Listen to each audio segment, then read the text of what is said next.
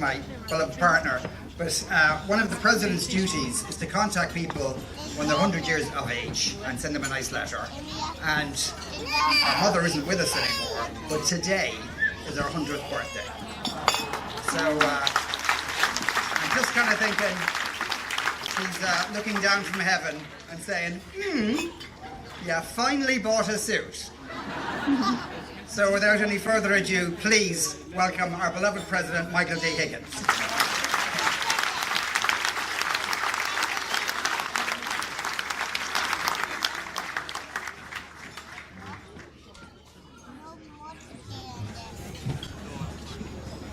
A gwyni cór an gédal sias tó fircin fóidir roedd galéir go dé Áras an Uachtaráin is tó súlán ars an cosúla per go bhfuil siú ag buint teanna bhas an tróna.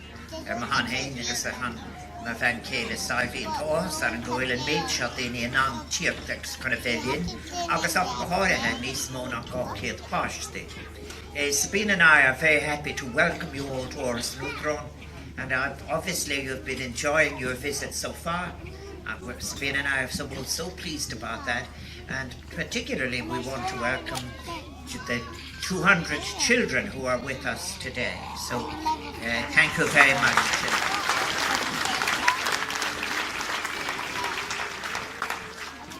This is number 6 in our series of 8 garden parties, which we hold every year to welcome citizens to Áras an Uachtaráin who have been making a contribution in their different ways to citizenship and solidarity. And today is a particularly joyful one because the theme of today's garden party is citizenship. It's a particularly joyful occasion as we get the opportunity to acknowledge a special contribution, to extend a Cape Meal of Fáilte to some of our newer Irish citizens, but that has been done already for so many, but to also acknowledge the important role in modern multicultural Ireland, than a country that is continually experiencing change, new changes coming from outside, inside all of the time, and to the contribution that our new citizens are making. It's also a reminder of the interconnected world that we're living in, where we must realize that all of the issues facing our planet and our globe and our people are ones that must be solved by a global response. And that was beginning to be recognized in 2015 in Paris, when there was an agreement that we couldn't wait any longer before beginning to make a response to the effects of climate change. And not only governments must do that, but also we must do it at the level of every citizen. And it's very interesting that when I travel abroad to represent Ireland as President of Ireland, and indeed while so many of you are here, are the results of natural disasters, but also significant changes, climate change, that are already affecting people who are in fact making the least contribution to the problem in the first place. And then again, more people will realise as well that in New York in the same year, in 2015, we realised that you just simply couldn't take an industrial model from the Western world that had produced all these problems and impose it on, for example, the continent of Africa, which by 2050 will have 24% of the population of the planet and 40% of all of the children under 18 years of age. I think these are very, very important reminders, and it also shows us that we are to think globally. We are at a great advantage in Ireland by those who come to live among us and to those who will bring new perspectives and new dimensions to our thinking. In the last 5 years, and sometimes the figure astonishes me, is that 95,000 people took part in citizenship ceremonies. Now that's just in the last 5 years alone. And I think that the many children who have adopted, who have been adopted, who have come to be part of Irish families, are just wonderful as well. I think that they make a special contribution. I'm very well aware, I have to say as well, from the days when I was a member of the Dáil and Shannon, and until 2010 a membership of the Dáil with a particular interest in refugee issues and also in relation to issues of immigration. And I think that what is continually surprises many people, but not me, is the willingness of Irish people, when given the proper information, and to reach out and include newcomers. I've been recently looking at some philosophical work and what all the different religions of the world and what all the cultures have as a core element, when you put it all down, is the need for what is called radical hospitality. That is seeing the significance of the other person that is in front of you. So may all that deepen and may it develop. I know that so many people here will have come here from a background of persecution, war and natural disasters. Some people will have come as they are entitled to do, and as we must be delighted to honour our people who are seeking protection and shelter. And others will have come, like so many of our own people abroad. There have been, for the last 150 years, more Irish people living abroad than living on the island of Ireland. And many people will have come to us in the last few years to simply improve, to acquire increased opportunities for themselves and their children. For many, and there are some I know already, who came as a kind of temporary adventure to give Ireland a try. And it is a great tribute to the communities of which they became a part that they decided to stay on and therefore became attracted by the strong pull of the new relationships they were able to make.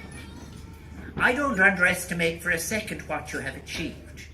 I know from half my own family, I live in another out of Ireland, but people sometimes, they didn't have the difficulty many of you had, grappling with a strange language, a different climate, a new set of social norms. And some of you, I read and stay informed on all of the issues, and I think that some of you may have in fact experienced prejudice or stereotyping born of ignorance or fear. Now let me say, as President of Ireland, Uachtaráin, if any of you have had that experience, I apologise to you as President of Ireland. I think that's very important.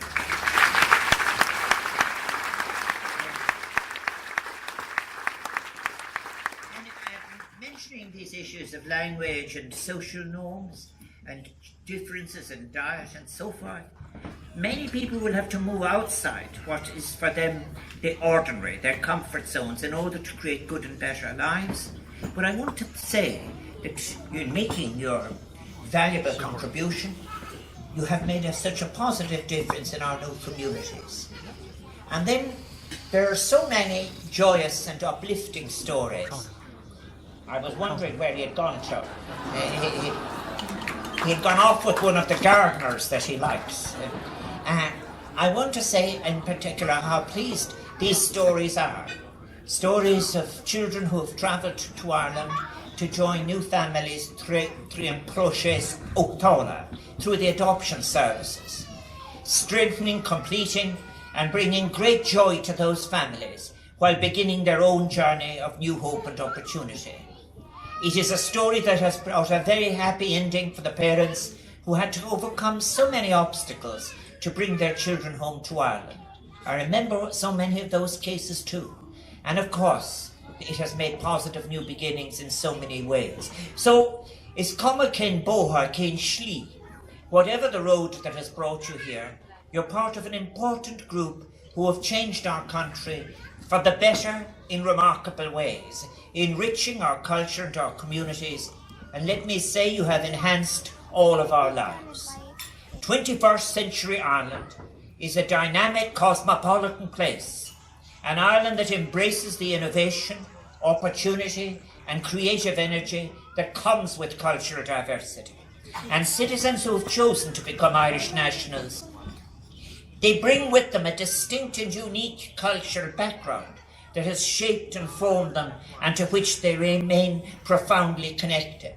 I would like to say to all of those who have come here, you must make sure that you add your stories and your experiences into ours, and we will be the richer for it.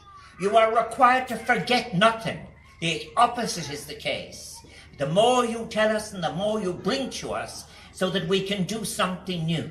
Those who arrived here as welcome and long-awaited members of adoptive families as well, they are inheriting the strands not just of two rich cultural heritage that will contribute to their identity, but also the remaking of both of the cultures and the emergence of a new one. We've witnessed in this new Ireland that we all share, and an Ireland that is continually being changed, how it is through the combination of the best of heritages that we weave new patterns to create the multicultural reality of modern Ireland. And as a society, we're grateful to you, including the parents of so many of those young children today who work so generously to ensure the sharing of a valuable range and a mix of traditions. Sabina, for example, every year since we came to Áras and Uachtaráin, has been attending these different gatherings from different cultures. What we're making in the end is a tapestry for our times and the future. For the future. We're doing so not just for now, but for the future. And it will have many colours and many threads, and they will all come together to make the texture of our new inclusive culture. And many of the children now, I have to say this afternoon, they've been enjoying lovely games on the lawn this afternoon. And I would like to thank Dublin City Council, and particularly the Play Development Officer, Debbie Clark, who've been instrumental in coordinating the wonderful entertainment and activities that the children are enjoying here today, and thus making a special contribution on a special day. Now, like many adults in this era of advanced technology, all of us have sometimes look back and they say, what games did we play? I think that we can have varied memories of the stories and plays that we invented or made up, well, and indeed the toys or the props that were available to us. And one of the most wonderful books I remember that was published by UNESCO and its great sister organisation UNICEF was that fine publication on the games of the world. And I deemed it so today is a joyous occasion, and I'm so delighted to have the opportunity, go and Shanson, to formally acknowledge and welcome those who contribute so much to the creation of this diverse, inclusive Ireland. And all of you, I'm certain, will play your own important role in shaping the Ireland of the future, the Ireland that we will hand on to a new generation. Now, our MC this afternoon is Sean Moncrief. There you are. Hard to miss him. He's grown since I knew him last. I remember him when I was appearing with him on Don't Feed the Gondolas. An opportunity I wished I had continued myself, and how well you have done since, and so forth. But we were at our best in that period. I'm not so sure I could say it for all of the other contributors, about which I'll say less. But we are lucky in having a broadcaster of quality. Sean Moncrief has something. You always know the people who have something special. He has it. So a clap in advance for him now, because he'll be working with me.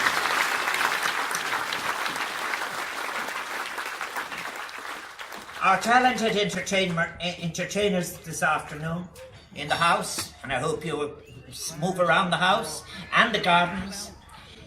David O'Connor on piano, the trad group Colin Fahey, Rory Harrigan, and then MJ McMahon. Tara Viscardi, the harpist, and Maeve O'Rourke, the flautist, whom you will meet in the walled garden.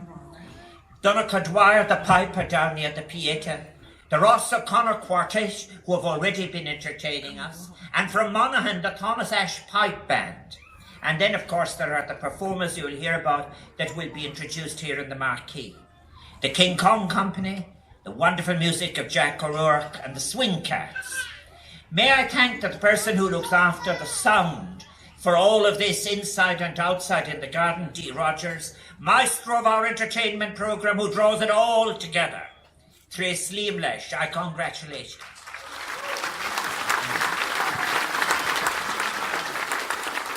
I'd like to thank our colleagues in the Office of Public Works for providing all of the basic facilities, and the good Lord for answering our prayers and keeping the rain away. I want to thank those in St John of God's who will help us with the programmes, the Gardaí, our civil defence colleagues, our Gaishka volunteers, the tour guides who've all have worked so hard to make today an occasion of friendship and joy, which I hope you will continue to enjoy. I want to especially thank those of of our own staff here at the Áras for their hard work, for their unfailing good humour, the culinary skills which back them up, and I get lots and lots of letters to say not only is it very good, but also it is offered with such style and friendship and with a smile, and they are a huge part in making these garden parties a great success. I want to return.